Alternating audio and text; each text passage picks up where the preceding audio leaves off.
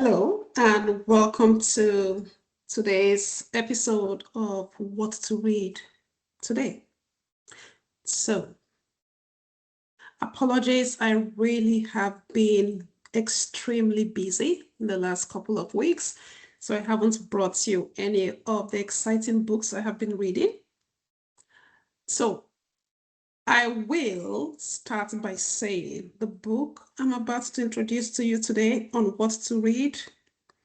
It's a book that is filled with a lot of sadness, a lot of losses, a lot of pain.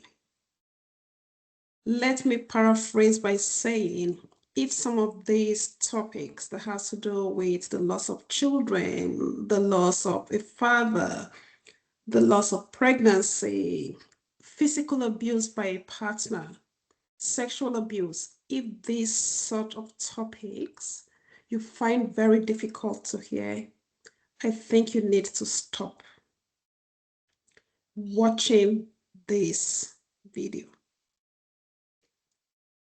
The book chronicles the life of Rosemary, who is born in Kenya. She's of Kenyan origin. How growing up as a young girl, she was exposed. I'm talking about in her early 10 years old, 12, 13, 14. She was exposed to a lot of sexual abuses by family members. She got pregnant while still in high school, and that led to the birth of a child who later died at about 18 months. So that was her first loss, and then the loss of her father. Following then, she got pregnant again and she lost the child. She got married, and this guy beat the hell out of her. Physical abuse, emotional abuse, financial abuse, because she had to give the guy her money from working. But it's not all dark and gloom. She leaves Kenya and then miraculously comes into Australia and her life turns. The book I'm talking about is A Joyful Life by Rosemary Karuki. Again, I always apologize if I have pronounced the name wrong. A Joyful Life, one woman's story of triumph over trauma to build a life of hope and gratitude.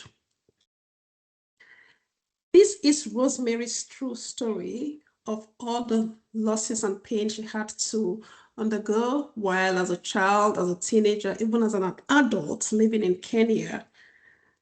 And just having this idea, this hope, I need to leave this country if I'm going to make it. Miraculously, she's able to come over to Australia, and not just come over to Australia. She begins to thrive in Australia. She wins the New South Wales. So for non-Australians, New South Wales is a state here in Australia. She wins the New South Wales Australian of the Year local hero. She is recognized by her community, her friendship. She starts up a lot of programs to help migrants and women, people going through domestic violence. At the end of this book, I'm grateful for Rosemary, what she represents in our society. She represents hope. She represents resilience. She represents the good in human, but her story also represents pain, evil. These things shouldn't happen to any child anywhere.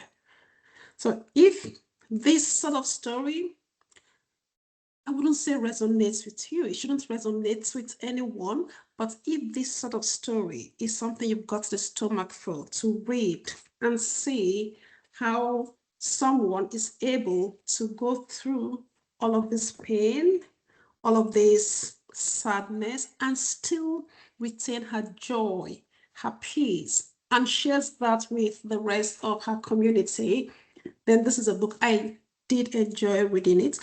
So many times I hoped and pray that this abuse stops. But every time I turn the page, there's one more abuse going on in her life and one more pain for her to bear.